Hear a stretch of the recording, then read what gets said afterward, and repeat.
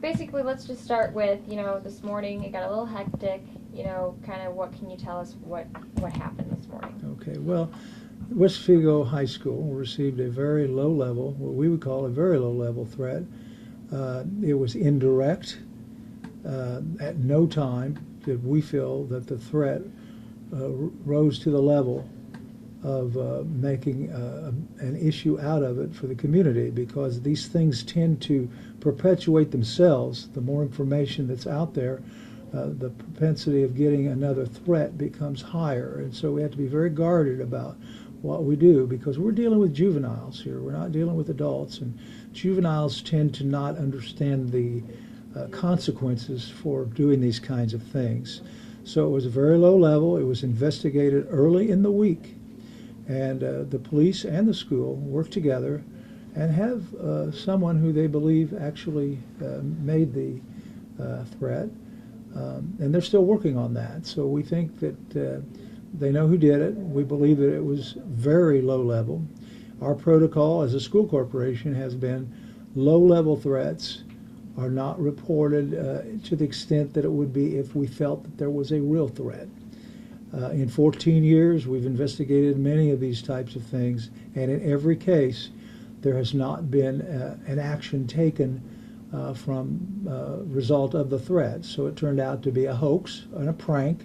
We consider this to be a hoax and a prank with the intended results to disrupt the school and the orderly operation of the school. Unfortunately, when word gets out and social media is involved, it can rise to an extent as it did today, and we did have a lot of parent concern and anxiety. We've tried to meet with parents as they've come to the school and explain to them why we do what we do, and we increased security at the school today, and we've respected parents' right if they wanted to come and get their child.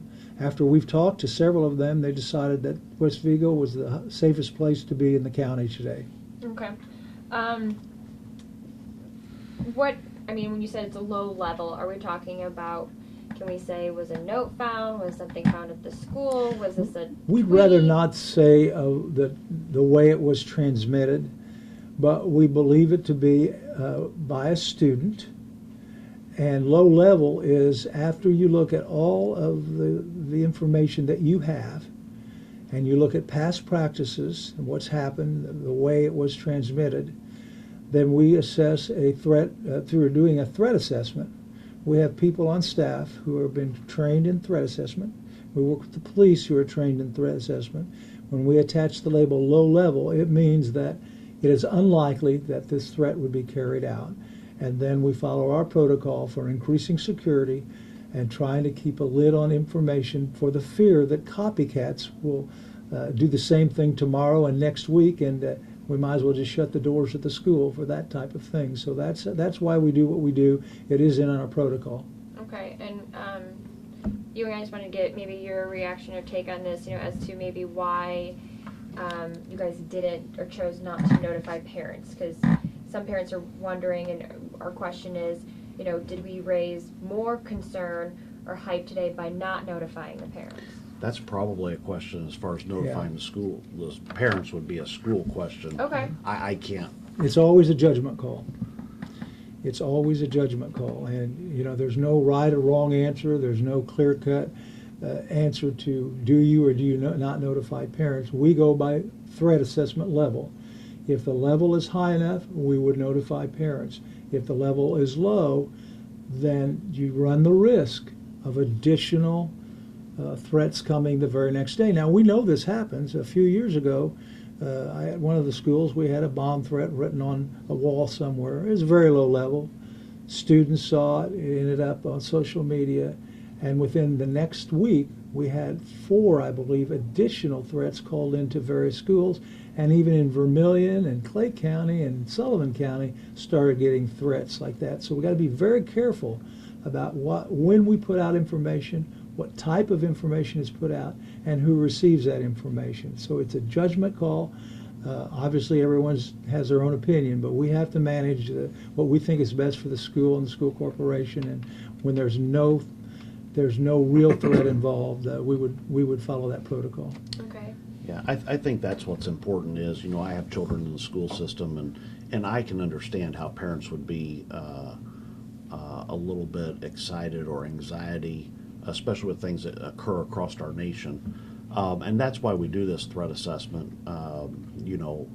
First Sergeant Shahady is assigned to the school district through the sheriff's office, and through investigative means as well as gathering intelligence has led us to what I'll call a person of interest at this time.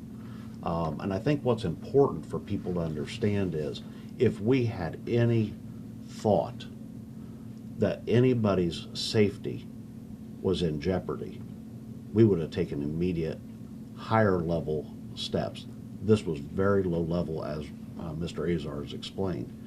And because we take it very seriously from the lowest level to the most extreme level. So I think what's important for people to understand is we do take all that into consideration, and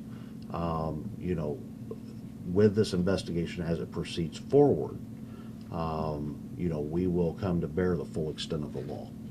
Now you said you have a person of interest. Does that mean anybody's been picked up in custody or charged? There is nobody in custody at this time. Okay, gotcha. The other thing you talked about that you kind of had some time to prepare on this, are we saying as to when this threat was found? Say it again, please. Are we saying when this threat was found? I know there's some talk of last Friday. It was found late last Friday after school dismissal. Detective Sergeant Shahady investigated it throughout the weekend. We felt like it was done and over with on Monday. And so that's where we are with it. The word has leaked out since that time, and that's where we're dealing with really the aftermath of parent anxiety and concern. And we totally understand that. We respect parents' right to send their children to school or not, but we feel that there was no real threat involved. And just so parents understand, it's not like you guys brushed it off. You actually met with faculty on Monday or had some sort of meeting or awareness? We did not, but I believe the school administration did. Mm-hmm. Okay, so they had a sit down of just to let the parents or let the teachers know this is happening? I believe the faculty, they had a faculty meeting on Monday, if I'm not mistaken, and that was at the high school. Okay. Yeah. And again, I'm just asking what we're getting calls about. There was a talk about one kid. There's talk of maybe a second kid. Are we thinking that maybe more than one kid was involved in this? I'll let the sheriff answer that. I think that, of course, the investigation is continuing. It appears at present time that we have one person that we are really focusing our investigation on, one child. With the advent of social media, things tend to become embellished, and that message gets relayed and changed and relayed and so forth. So at this time, there is one person that we are taking a very, very close look at. Okay. At this point, are you just telling parents just to move on as their day goes on, pick up the kids later, everything is just going to be business as usual? Well, obviously we want everything to go back to normal at the high school, and that's what we're trying to do, have a normal school day. We have increased security, obviously. We'll do that as long as necessary, but we feel like this incident has really come to a close. We're not going to close schools. We're going to be open for business. We encourage parents to support the schools and support their own children by reassuring them that this is not a real threat, and that's the best thing they can do right now with their children, is to reassure them that school's the place to be. Okay. Tony, you have any questions? Ray, obviously, social media, we discussed that, and that's how kind of this has all been spread. We all know that times have kind of changed with this ad of the social media, and do you think that there's ever going to be a time where your policies kind of change a little bit because of that that parents aren't showing up, to try to notify them on things like this?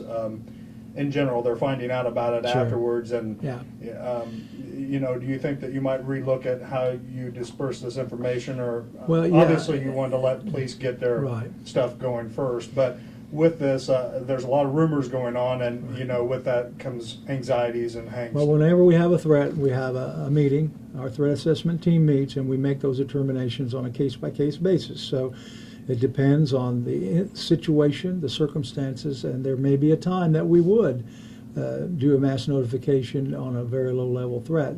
But in the past, what we have done has been successful, and we haven't had this type of an incident get out of hand.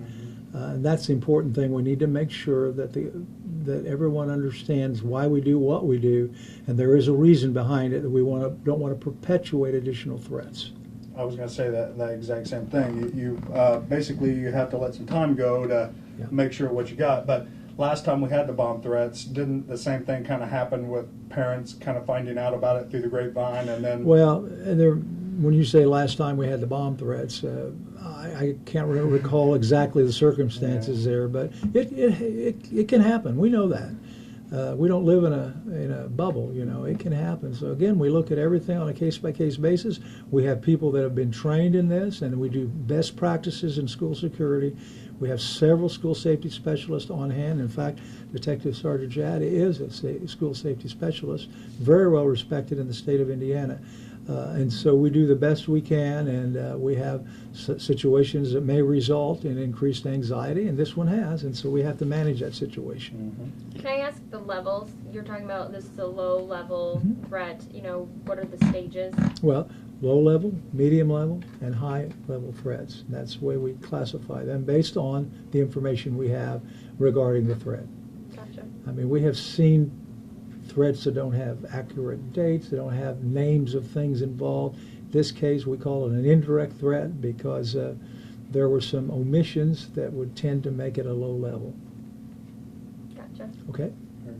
Anything else you guys want to add or that we should know? And just commenting on what you're talking about, social media, you know, law enforcement as a whole, we've done this story before, and the school system is by no means any different, is the fact that, you know, even we have trouble on a criminal side when we have some type of an event occurring in the county, whether it's a fatality crash or somebody's been, you know, a murder or something like that, to try and notify that next of kin before they pick up their cell phone and read it on a social media site. So this is not an anomaly that occurs only in a school setting. I mean, this is really, you know, it affects us even in our day-to-day job responding to calls. So, well, let me ask you this, just because we talked about this, you know, and you went there. Do you feel in situations like this, social medias hurt more than they help? Because in some places, sometimes it can help us get out the word if you guys need help searching, looking. But in this case, this is maybe something that can hurt. well, and I think Mr. Azar would agree here. The situation is where do you call that balance? You know, if you don't release enough information, social media picks up and the story will evolve. The incorrect story will evolve. If you use it in the events like you talked about, it's a great thing. But here's a situation you run into. Where is that balance? Where is it? You know, we're making a mountain out of a molehill, if you will, on a very low level, non-descriptive threat. So where do you pull that, you know, the switch to do that? And that's the tough thing. And I think, too, the difference is that we're dealing with kids from 13 years old to 18 years old. These are still juveniles. They don't sometimes think about the consequences of their actions. If you're dealing with adults at the college level, you can put out more information on that type of a forum than what we're dealing with. So we just don't want copycats, and that is a distinct possibility when you're dealing with this age group. The last thing I just want to ask is, come, you know, this week, were you expecting this at any point in time to happen with parents catching word and it being kind of blown out of proportion?